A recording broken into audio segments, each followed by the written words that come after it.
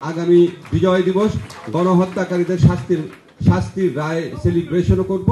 জুলাই গণহত্যার যে বিচারটা যেটা আমরা শুরু করেছি, তাজুল কারেক্টলি বলেছে, এটা আমরা বদ্ধপরিকর এবং আমরা আশা করছি এই বিচার, এখানে দেখলাম প্রস্তাবনা বলা হচ্ছে সামনের বছর বিজয় দিবসের আগে এই বিচার অন্তত বিচারিক আদালতে সম্পন্ন হবে। আমরা আগামী বিজয় দিবস গণহত্যাকারীদের শাস্তির রায় সেলিব্রেশনও করব এবং অন্যান্য সাকসেস উদযাপন করতে পারবো আশা করছি। সেকেন্ড হচ্ছে যে আচ্ছা, এখন আমাদের কিছু চ্যালেঞ্জের কথা বলি। আচ্ছা, আরেকটা কথা বলে রাখি আপনাদের, বিচারের পাশাপাশি না আমরা অনেক কাজ করি, যেহেতু অনেক সমালোচনাও শুনি, তাই আমরা মানে পর্দার আড়ালে যে কাজগুলো করি সেগুলি একটু আপনাদের জানা প্রয়োজন। যেমন আপনারা দেখলেন শেখ হাসিনার বিরুদ্ধে একটা এক্সট্রাডিশন, তাকে প্রত্যর্পণের চিঠি, তাকে যেন প্রত্যর্পণ করা হোক। এই চিঠিটা দিয়েছে হচ্ছে পররাষ্ট্র মন্ত্রণালয়, কিন্তু চিঠিটা আমরা প্রিপেয়ার করে দিয়েছি, আইন মন্ত্রণালয় প্রিপেয়ার করে দিয়েছি। আপনারা দেখছেন যে ইন্টারপোলের নোটিশ জারি করা হয়েছে শেখ হাসিনাকে ধরার জন্য, এটা স্বরাষ্ট্র মন্ত্রণালয় জারি করেছে, এটা আমরা প্রিপেয়ার করে দিয়েছি। এরকম এই অনেক কিছু, গুম কমিশন দেখলেন, গুমের যে কনভেনশনটা আছে এটা আমরা র্যাটিফাই করলাম, র্যাটিফাই হয় পররাষ্ট্র মন্ত্রণালয়ের নামে, কিন্তু কাজটা আমরা করে দিয়েছি। গুম কমিশন গঠন, কাজটা আমরা করে দিয়েছি। আমাদের এমন অনেক কিছু থাকে, আমরা যখন অন্যের কাজের জন্য সমালোচনা শুনি তখন আমাদের নিজেরা আলাপ করি যে কত কাজ আমরা করছি, সেটাও একটু বলে ভাল লাগবে বা জানার চেষ্টা করেন। এখন আমার কাছে মনে হয় কি শুধু বিচার না, আমাদের এখানে না এই সরকারের জন্য আপনারা অনেক ব্যাপারে হতাশ হবেন, হতাশ হওয়া স্বাভাবিক। এই সরকারের কাজের ক্ষেত্রে কয়েকটা চ্যালেঞ্জ আছে, আমি সরকারের ভিতরে থেকে আপনাদের বলছি। একটা চ্যালেঞ্জ হচ্ছে এক্সপেকটেশন ম্যানেজমেন্ট। আমি একটু আগে ফারুক ওয়াসিমের সাথে কথা বলছিলাম, আমরা আসলে এই সরকারে যে আসলাম বা আমরা যে ফ্যাসিস্ট শাসনামলকে বিতরণ করলাম, আমরা কিসের জন্য করেছি? এটা নতুন রাষ্ট্র গঠনের জন্য।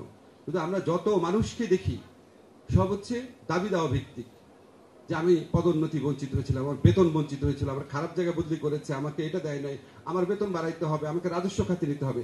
সমস্ত কিছু হচ্ছে ব্যক্তি এবং গোষ্ঠীর দাবি দেওয়া কেন্দ্রিক। রাষ্ট্রের প্রতিষ্ঠান নির্মাণের প্রস্তাব নিয়ে আমাদের কাছে কেউ আসে না, আমাদের কাছে কেউ এসে বলে নাই পাবলিক প্রসিকিউশন সার্ভিসকে এরকম করেন, বিচার বিভাগের ইন্ডিপেন্ডেন্সের জন্য এরকম করেন।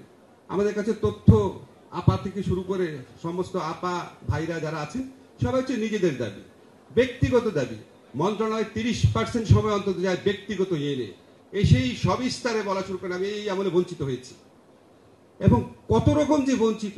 আমি যাকে সারা জীবন জানতাম আওয়ামী লীগের সুবিধাভোগী, সেও এসে কেঁদে দেয় আমিও বঞ্চিত। এখন আমি কাজ কি করব বলেন?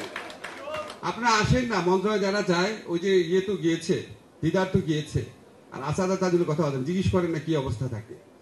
আচ্ছা, একটা হচ্ছে এক্সপেকটেশন ম্যানেজমেন্ট, সেকেন্ড হচ্ছে আমাদের বোঝাপড়ার ম্যানেজমেন্ট। স্বপন ভাই একটু বলেছে বোঝাপড়ার ম্যানেজমেন্টটা একটু সংস্কার আগে না নির্বাচন আগে, এটা মনে হয় আমাদের কমে আসা উচিত। কিন্তু এই এক্সপেকটেশন, এই বোঝাপড়ার ম্যানেজমেন্টটা খুব বেশি প্রয়োজন। কারণ আসাদ কারেক্টলি বলেছে আমাদের ঐক্য কিন্তু আমাদের লেজিটিমেসি, আমাদের ঐক্য হচ্ছে আমাদের সামনে এগিয়ে যাওয়ার মূল শক্তি। কোনোভাবেই এখানে কোন রকম যদি কারো দ্বিধাদ্বন্দ্ব তৈরি হয়, 15 বছর কি দোজগে ছিলাম সেটা মনে রেখে আল্লাহর ওয়াস্তে ঐক্যবদ্ধ থাকেন। ছোটখাটো মতভেদ থাকবে, কিন্তু এটা যেন অনৈক্যের পর্যায়ে পর্যবেসিত না হয়। আরেকটা আমাদের চ্যালেঞ্জ যেটা আমরা ফিল করি সেটা হচ্ছে ইনফরমেশন গ্যাপ। যেমন ধরেন অনেকেই বলেন, এটা বলতে খুব ভালো লাগে, গায়েবী মামলা এত হয়েছে, এগুলো এখন উইথড্র করা হলো না কেন? একটু আগে ব্যাখ্যা করেছি, আমরা তো পিপি নাই, আর গায়েবী মামলা তো সব আমি উইথড্র করতে পারবো না। আমি আইন মন্ত্রণালয় থেকে পারবো, যেটা বিচারিক পর্যায়ে আসছে, যেটা তদন্ত পর্যায়ে স্বরাষ্ট্র মন্ত্রণালয় পারবে। বিচারিক পর্যায়ে যেটা আসছে সেটার জন্য তো আমার পিপি লাগবে। পিপি মাত্র নিয়োগ করেছে, আপনাদের বলেছি 2 সপ্তাহের মধ্যে কি ব্যবস্থা নিয়েছে, এটা দ্রুত করা হবে। আরেকটা যেমন ধরেন সাইবার সিকিউরিটি, এটা আপনাদের একটু শুনতে হবে। আপনাদের মনে আছে আমরা কিন্তু অনেকে বলছেন, এখন দেখলাম যে কোনো কনসালটেশনের ব্যবস্থা করা হয়নি। দিদার, সাইবার সিকিউরিটি একটা কনসালটেশন আপনি নিজে ছিলেন না? একদম সাক্ষী অন্তত আছে, তুলি আপনি ছিলেন, বাট কনসালটেশন হয়েছে আপনি জানেন তো।